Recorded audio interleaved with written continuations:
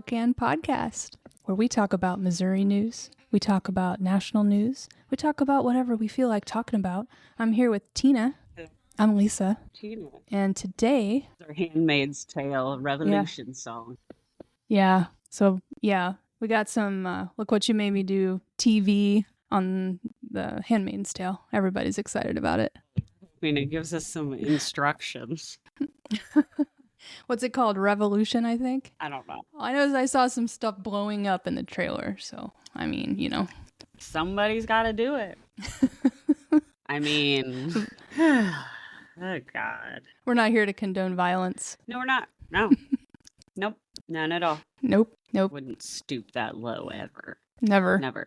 Although there are some really funny sweatshirts with Luigi on them. Yeah. So he's been in the news. Apparently there was a chain of custody issue with the murder weapon, which may result in it being dismissed from the case, and hence that would be kind of hard to convict him if they didn't have a weapon. That's what I read. Yeah. But I was listening to like a video and she was talking about the progression of us like laughing about billionaires getting killed. And it was like, it started with the submarine.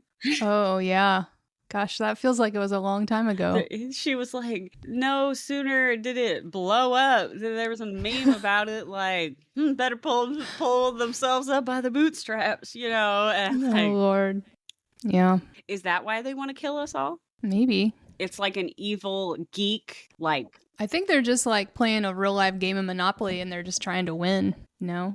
And it's never enough. Like, even if you have a yacht, like somebody's got a bigger yacht. Oh my God. Oh my God. It talked about the orcas and the yachts. And we were like... So how about Billy Long? Getting Billy Long. That talking down like to... That sounds like a porn fucking name. And also, he's so... If Billy Long was in a movie... I know. It wouldn't be that. It would be like, he could be like Jabba the Hutt. I know. That's why I'm saying it. So it's like a super like niche, you know.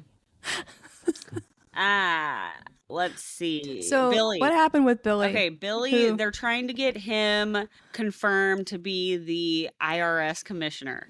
Remember, Billy is most famous for trolling Laura Loomer. That's right. With his auctioneer skills with and a we Z. did kind of hype him up. Yeah. And now I think that's why Trump was like, I'm choosing him. That while we still can't podcast girls are talking shit. So I know he's a crook, allegedly. Yeah. And allegedly. He needs to keep him around to keep Laura in check. Okay. So he was getting grilled by Elizabeth Warren, which we know she's kind of ruthless here. But she was focusing on the understanding of IRS legal constraints and basically just seeing if he was qualified for the role. And she asked whether it is illegal for the president to direct the IRS to start or stop an audit or to revoke a nonprofit organization's tax-exempt status, citing a clear statute that prohibits such interference by any executive branch member, including the president.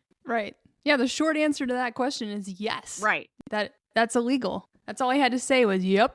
And so he couldn't provide a direct answer and was reciting the statute without confirming its implications or saying he would follow the law, which, what does that remind you of? Someone else being grilled in a meeting about a legal term that she did not understand, apparently. Oh my gosh.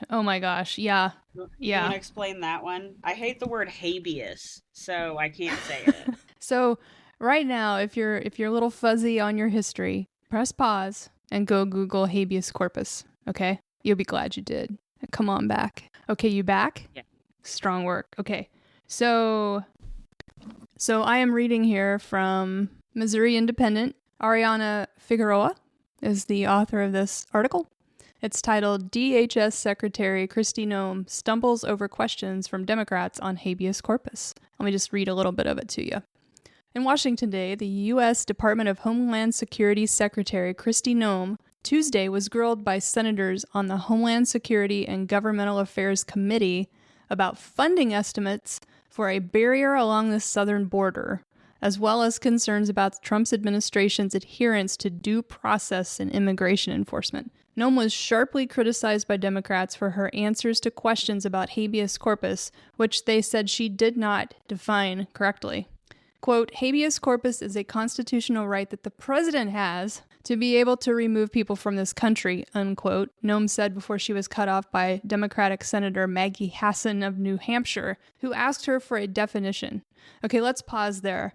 Yeah, if you're in this position, you need to know what these basic terms mean, right? I mean, it's humiliating for her to, in either one of two ways. Either because she truly doesn't know what it means, which is pitiful, or two, that she knows what it means, but she's so busy bootlicking for Trump that she's prostrating herself to alter the definition of it. Evade the question over shit. It's pitiful. Well, so Hassan says that's incorrect. Habeas corpus is a legal principle that requires the government to provide a public reason for detaining and imprisoning people. If not for that protection, the government could simply arrest people, including American citizens, and hold them indefinitely for no reason. Okay? Yeah, they're like, yeah, actually, that's what I would like to do. That's exactly what I'm saying. Yeah. Right. That's what, yeah. So, I've found that in conversations with people, like, if they're saying that this would never happen to law-abiding people, I mean, all you have to do is say, oh, you did such a, like, make up a crime. You're an illegal immigrant, okay? Throwing that around willy-nilly, Lisa. Yeah, and they'll say, no, I'm not. I'll say, well, we say you are, so we're detaining you. I just got a fresh spray tan. They're like, yeah, get in the cattle car now. And so, like, if you don't have a way to prove that you are indeed a legal citizen of this country through due process, then how would you ever be able to show that, right? That's the whole point, is that we have to have an opportunity to defend ourselves. And if that right is automatically brushed aside, they can do anything to anybody. It doesn't matter. Well, yeah, like, even if it's just me or you, people will just get disappeared, and for real, like, it's fucking real. And then it's such a basic thing we take for granted that, to think that we would lose that right is just, it's hard to comprehend. Yeah. It's actually terrifying. Oh, this is not kind, but I wanted to add that when I think of the word habeas corpus, I think of like Mar-a-Lago face. That should be our name for habeas corpus. Like, if habeas corpus, like, if I could like vision it in my head, it would be like how all of their faces just like Mar-a-Lago face. You know what I'm talking about? I do, but I already have a thing in my mind, so it's hard to switch. Corpus. Corpus is, like, in Latin, is body. I know. It just reminds me of a dead body. Okay. Well, that's why it's called a corpse. I know, but their faces look dead inside. Okay, so did you see that they're sending people to, like, Sudan now? I saw that someplace briefly, but I haven't had a chance to look into it. It's fucking terrible, but we're already, like, shell-shocked, so it's just like, oh, Sudan now? Weird. Let's see. Oh, and then did you see the old plantation that burnt down? Mm-hmm. It did. I feel like the ancestors are coming back, and they're like, actually, the fuck, you're not. Okay, you're not having weddings and making money off our cottages that we were enslaved for years in. Like, what? Good. Sorry. Yep. I mean, no, I'm not sorry. What am I saying? No. Sorry, not sorry. Like, we were assholes. Like, just admit it. What is hard about being like, my ancestors were assholes? Like, who cares? Just be better. Don't be assholes too. Yeah, we just need to learn from the past, and the old saying, if you know better, do better. And they're like, I don't see color. I'm like, do you have fucking eyeballs? Like, what? Yeah. That's just screaming like Well, that would be great if we lived in a society where that was where everybody racism, did that. Then we could say we don't see color. Yeah. And it is an institutional problem. And did did we consciously decide to make things that way? We did not, but we've been raised and we've been immersed in this for so long that it's hard to see. Okay, I really feel like those South Africans. Mm-hmm. Mm-hmm. That reminds me of leprechauns. The Afrikaners. Yeah. Like, guys, come on. You know, like, that's what I feel like when white people here are like that. I'm like, seriously? Really? Well, and, moving back to habeas corpus, that wasn't something that we came up with here in the United States. That was a English common law, known as the Great Writ, dating back to English common law, which, again, white people.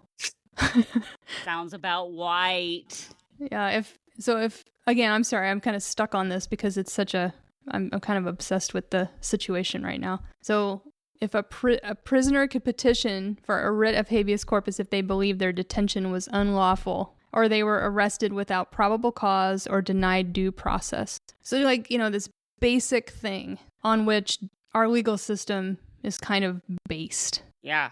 And here we are just, the Homeland Security Secretary either doesn't know what the F it is, or she's just decided it's convenient to forget. Or she literally, actually, you know what? I think she just actually told us what it is to her.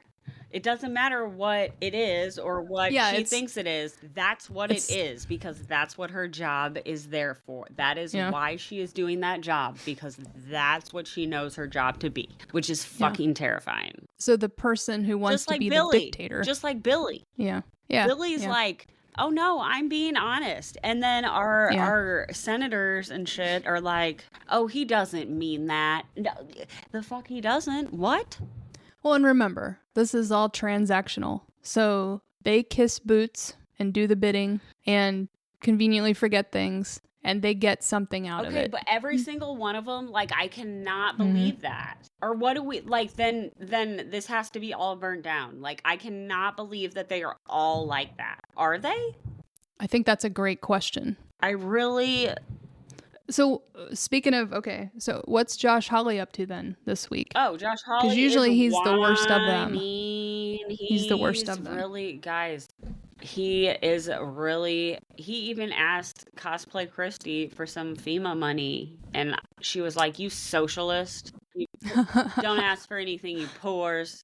I have to buy a new costume. So Bootstraps. Yeah. So tornado, very sad. Very, very sad. I'm really sorry. North St. Louis got fucking tore the fuck up by a lot of people that we work with that like come from St. Louis that travel. Yeah. Like their shit is messed up. That is, I'm really sorry to hear that. That sucks. And I think like the sirens didn't go off or something. Oh my God. So, and also, I can't remember if it was Ohio or Kentucky, but a bunch of people, well, I think like 5 people died in St. Louis. And then in Kentucky, I believe a bunch of people died. And again, you've pointed this out before. More people died in this natural disaster than there are transgender athletes. Seriously. In the NCAA. That's how small of an issue that is for us, but yet we continue to be obsessed about that. About other people's genitals. It's very strange. Yeah, and you know why? Because you've been told to worry about that to distract from other things. It's so stupid. Oh my gosh. Did you see the reporting about, so the Diddy trial's going on right now, right? Yeah. Baby oil, right? So, they have not touched on the 1,000 bottles of that yet, but I will. We have that to look forward to, don't we? That might have slipped right by, though. Sorry, it's not funny. It's not funny. But this is fucking juicy. So, oh God, that was bad too. I didn't mean it like that. Tina, stop it. I really didn't mean that.